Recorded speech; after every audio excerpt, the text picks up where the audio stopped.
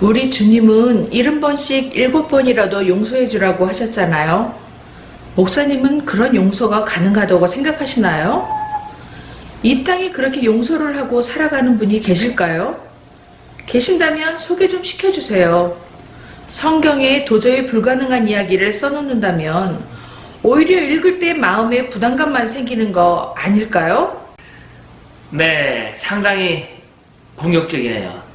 예수님께 뭐 7번 정도 용서하면 되겠습니까? 이렇게 상당히 너그러운 모습인 양 질문을 했던 베드로도 이 성경을 자세히 들여다보면 그 다른 제자들보다 상당히 많은 부분 문제가 있는 것을 보게 됩니다.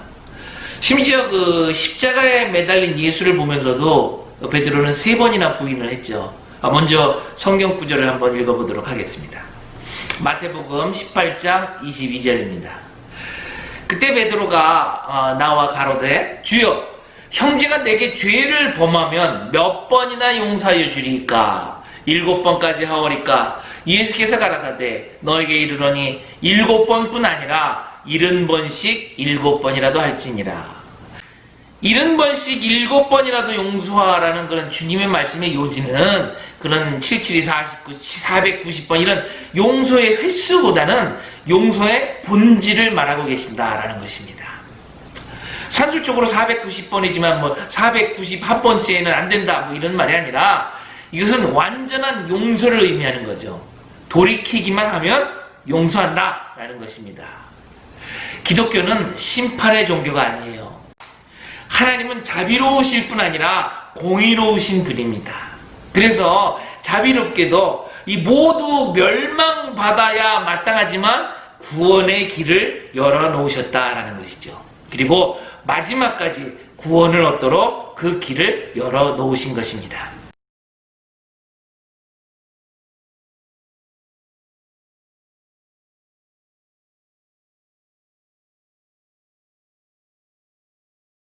마태복음 18장 35절 너희가 각각 마음으로부터 형제를 용서하지 아니하면 나의 하늘 아버지께서도 너희에게 이와 같이 하시리라.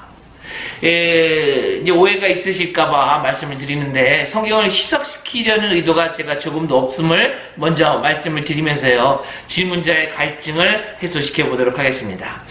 먼저 용서에 대해서 알아봐야 되겠죠. 용서. 이 한자적 의미는요 상대의 입장에서 마음을 같이 한다라는 얘기가 되겠습니다. 상대방의 입장을 받아들일 뿐만이 아니라 마음까지도 함께 한다라는 뜻을 가지고 있는 거죠. 근데 이 정의는요 약간 문제가 있습니다. 예를 들면 하루 종일 인터넷 게임만 하는 아들의 입장을 내가 받아들이고 그 마음까지도 함께 한다. 이건 있을 수가 없는 일입니다. 브라질 아마존의 그 바나와 인디오 부족이라는 그 사람들이 있는데요. 그분들에게 용서란 무엇이냐, 용서의 정의가 있는데 누군가의 잘못을 더 기억하지 않는 것이다 라고 합니다. 그건 역시도 문제가 좀 있어요. 잘못을 기억하지 않는다고 용서가 된다면 만일 다 잊었는데 같은 사건이 또 재발이 됐어요. 그 사람에 의해서. 그랬을 때 다시 찾아오는 그 기억은 어떻게 해야 되는 거죠? 위키백과에서는요 상당히 수긍이 되는 글을 써놓았습니다. 제가 여기 올려놨죠. 쉽게 이야기하자면 뭐냐 하면은 진정한 용서란 단순히 분노, 쓰라림, 원한 이런 것들을 내버릴 뿐만이 아니라 나에게 상처 준 이가 잘 되기를 바라는 것이다 라고 말할 수 있는 것입니다. 용서하면 떠오르는 목사님이 계시죠. 바로 손양원 목사님입니다. 두 아들이 빨치산 공비에게 죽임을 당했는데 그를 용서해 준 것뿐만이 아니라 오히려 그 공비를 양자로 삼았죠. 용서가 때로는 이 상대방을 새롭게 하고 자신을 자유케 합니다. 그럴 땐 지체하지 말고 용서하시기 바랍니다. 용서가 이렇다면 70번에 7번이 아니라 뭐 700번에 70번이라도 가능하지 않겠습니까? 그런데 문제는 상대방이 회개하지 않을 때, 상대방이 용서를 구하지 않을 때, 상대방이 잘못이라고 생각하지 않을 때 이것이 문제인 것입니다. 아내의 맛이라는 그런 텔레비 프로그램이 있는데요. 그 프로그램에서 어느 아내분이 이런 얘기를 하더라고요. 남편이요 100번을 얘기를 했는데도 말을 안 들었는데 101번 이야기하니까 말을 듣더라, 이런 얘기 들었어요. 그때 제가 가슴에 와닿더라고요. 그러면서 포기하지 말고 계속 사랑을 가지고 용서하면서 대해라, 이런 얘기를 들은 기억이 나요. 그런데 그 분의 이야기도 역시 삶의 모든 부분에 적용이 되진 않는 것 같습니다. 학교에서 친구의 물건을 맨날 훔쳐오는 그런 아들을 마냥 용서하면서 기다리는 부모는 세상에 없을 것입니다. 그리고 그것은 용서가 아니라는 것을 잘 기억하시기 바랍니다. 앞에서 제가 언급했듯이 용서는 상대가 잘 되기를 바라는 마음이에요. 70번에 7번을 도둑질하는 그 아들을 아무런 처방 없이 그대로 용서와 기다림이라는 명목으로 가만히 내버려 둔다면 그것은 물건을 훔치는 아들보다 그 부모에게 더 큰 문제가 있을 것입니다. 성경에서도요, 보면 셀 수 없을 정도의 하나님의 용서가 나옵니다. 그러나 그만큼 하나님의 징계도 많이 나오죠. 어떤 부분을 읽다 보면 사랑과 용서의 하나님보다는 징계와 심판의 하나님으로 느껴지기까지 할 정도죠. 민수기 12장에 보면요, 모세의 형과 누이되는 미리암과 아론이 등장합니다. 하나님이 세우신 모세의 권위에 도전했다가 미리암이 나병에 걸리죠. 그리고 살이 반이나 썩게 됩니다. 모세가 여호와 하나님께 부르짖어서 기도했지만 하나님께서는 그 즉시 고쳐주시지 않고 진영 밖에서 일주일 동안 갇혀있는 징벌을 내리십니다. 제가 하고 싶은 얘기는 이거예요. 상대방의 잘못을 무작정 눈 감아주는 것, 이것은 용서가 아닙니다. 처벌과 보상이 없어야 용서하는 것이다 라는 논리는 성경적이지 못하다라는 것이죠. 남의 물건에 손을 대는 아들을 아무 조건 없이 용서하는 것이 성경적인 것이 아니라 그가 다시는 그런 행동을 하지 못하도록, 다시는 그런 행동을 하지 않도록 무언가를 하지 않으면 안 되는 것입니다. 그것이 용서이고 그것이 사랑이고 그것이 크리스찬의 삶의 모습이라는 것이죠. 산타클라라 한인연합감리교회라고 있는데요. 그곳에 이제 저는 본 적이 없어요. 인터넷으로 봤으니까요. 홍삼열 목사님의 설교 중에 이런 말씀이 있습니다. 제가 한번 읽어드릴게요. 용서는 겉으로 보이는 행위가 아니라 더 이상 원한을 품지 않는 마음의 평화이고 처벌, 보상 이런 것들의 면제가 아니라 그 사람을 살리려는 사랑의 선택인 것이다. 따라서 예수님의 명령으로 누군가를 용서하려고 할 때 우선 사랑의 원칙을 생각하자. 처벌과 보상을 요구해야 상대방에게 유익이 된다면 그것을 요구하는 것이 참 용서이다. 반대로 처벌과 보상을 면제해 주는 것이 그 사람에게 유익이 된다면 그것을 요구하지 않는 것이 참 용서인 것이다. 이런 용서의 개념이 잘 정리되어 있는 분에게 적용되는 성경의 말씀이 바로 마태복음 6장의 말씀인 것입니다.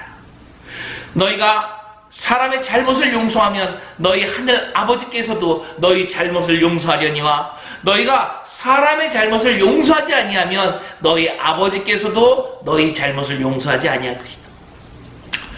용서는 화해, 관계 회복이 아니라는 것입니다. 관계의 지속도 아닌 것입니다. 용서함으로 다시 신뢰가 회복된다? 이런 생각하지 마시기 바랍니다. 새롭게 다시 처음부터 시작해야 하는 것입니다. 이렇게 말씀드리면 혹시 회개하지 않으면 용서가 안 되는 것이로구나 이렇게 말씀하시는 분이 있을지도 모르겠습니다. 예수님은요, 회개하는 자를 위해 십자가에 매달려 죽으신 것이 아닙니다. 우리 모든 사람을 위해서 죽으셨습니다. 그러므로 회개가 구원의 조건이 아니라는 거예요. 오해하지 마시고 계속 들으시기 바랍니다. 구원도 마찬가지예요.